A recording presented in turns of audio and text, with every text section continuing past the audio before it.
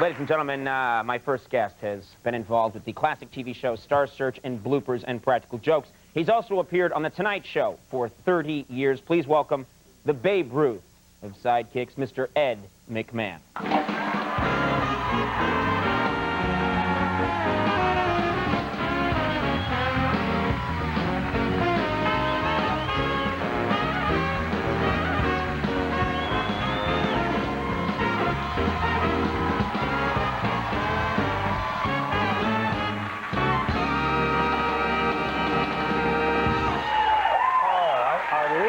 That piece.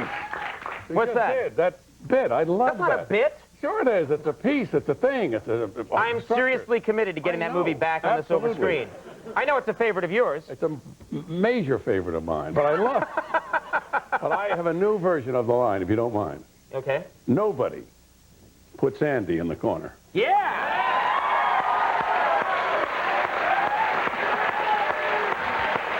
Nicely done. We have to stick together where this is it, the last of the breed. This is it. When this is over, it's all over. There's no more. Just be the guy, comes out, does his thing, he tries to talk to the band leader, and that's the end of it. You know. God forbid someone talks to the band leader. This is a second banana. Right here. This is the sidekick. You're being sort of morbid, though, Ed. I mean, well, I'm only 30 years old. The show's been on the air 4 years, right? That's right. I did the 4th show. I was here the 4th night you started the show. That's right, you were. Very few people would come on. You know, a couple of dogs would visit, but nobody really important. I was nice enough to come on the 4th show. You were very nice back then. Not a lot of big stars were rolling into town when this show cranked up.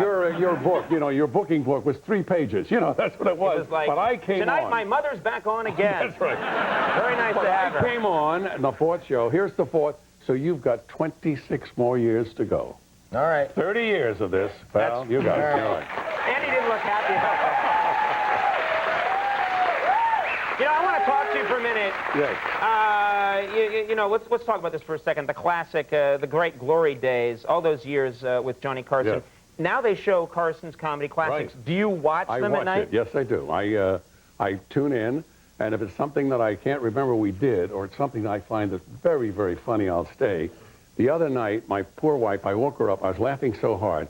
I'll try to explain this as delicately as I can to the audience. The shot of us with Aunt Blabby. I'm interviewing Aunt Blabby. You're with Johnny. He's Aunt Blabby. He's Aunt Blabby. He took his cane, and for some reason, he hit me in a place where a man should never be struck. All right? And I jumped back. So he says, "Where are you going?"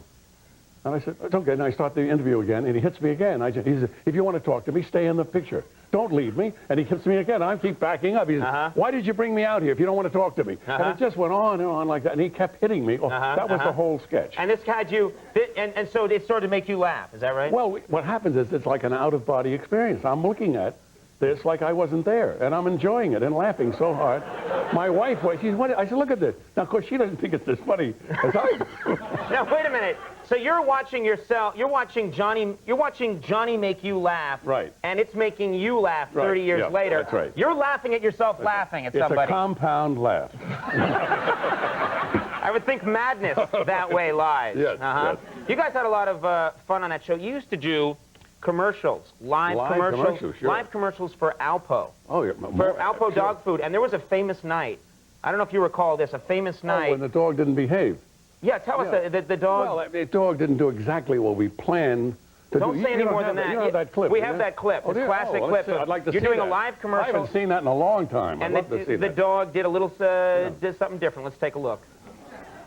Alpo Beef Chunks Dinner is the only one of the 3 leading canned dog foods that does have real beef. Right. Nourishing meat byproducts and real beef, plus soy, vitamins, and minerals. The real beef could be the reason. Hernandez here. You heard him cry. Come here, dear. Yeah, Alpo's terrific. For me to poop on. It's a very talented dog. He visits us occasionally. It's so funny how your mind with time, changes. What you imagined happened, then what really happened. I don't remember that exactly happening, but it's amazing to see it. It's been a long time. I know that's exactly what happened. It's been a long time, Ed. Don't worry about it. Exactly it. You have a sitcom now coming out in the fall. My first sitcom. Do you believe this? the Tom Show. Tom Arnold has a new show, and I play essentially his boss. I'm a performer, and he comes in to be my producer on a show. This is quite new for you, an acting role. Absolutely. It's brand new, and I'm going to start in the fall, and I'm very excited about it. Now tell us about the show, another show that you've worked with for quite a bit of time, Bloopers and Practical Jokes. Yes, Bloopers and Practical Jokes. Was there ever a time when you played a practical joke on a celebrity, and every time I watch that show, the celebrity, the joke is revealed, that it's all a practical joke, and they go, okay. ha, ha, ha, ha, ha.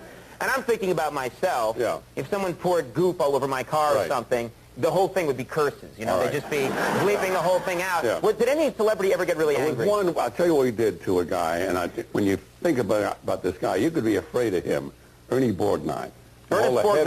All the heavies he paid, you know. You played a joke on Ernest Borgnine? But his wife set it up. His wife, Tova, set it up. And what we did was, he went off to Africa on a golfing mission, and he came back. Wait a minute, you forgot a very important golfing mission.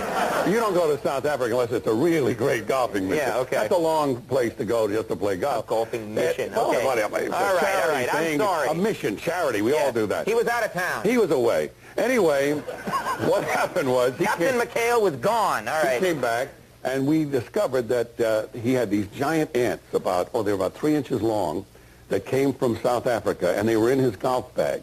And because of that, we had to cover the whole house with the fumigating tent. You've seen those with the, sure, the red and orange. You see them a lot in Los Angeles. They cover the whole house to get rid of whatever bugs are in there. So we thought that was a great gag. You know, it'd be so great. He'd come back from shooting something. He'd come back and drive up, and his house is wrapped in a tent. He didn't think that was quite as cute as we thought it was. And he's holding golf clubs. That's right. Which I think would be bad. And he was not, you know, too pleased. And for a while, you know, Dick and I had to hide out in the confines of Hollywood. We couldn't be seen on the street because Ernie might beat us up. You know. Now we had a blooper occur here on the show about a month or so ago when a physicist was on. That's hard to believe. You actually thought, really? Yeah, we actually had a mistake on the show. Don't rub it in, Ed. How did that happen? No, I thought if you're interested, you can have it. A physicist was on demonstrating one of the principles of physics. He was going to hit a cinder block on my chest, I believe. And, well, take a look, and you can have it if you want. Okay. It's yours. That all the energy from the sledgehammer will go into smashing it and not you. Well, wait a second. You're not going to hit me in the crotch, are you? I promise I won't hit you in the crotch. That's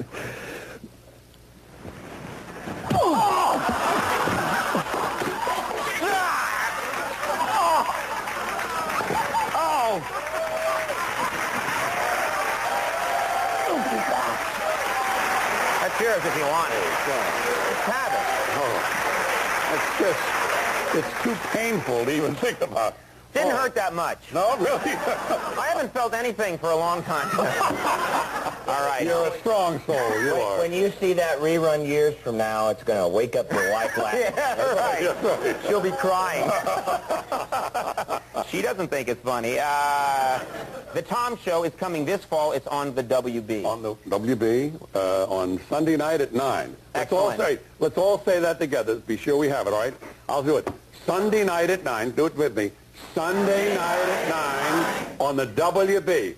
On the WB. Oh, sounds like the Norman Luboff Choir. Wasn't that beautiful, huh? Have you no soul? No. All right, Ed McMahon, everybody. Say it with me. Ed McMahon. We'll take a break. Dr. Matthew Gollenbeck. This guy knows all about Mars. We'll be right back.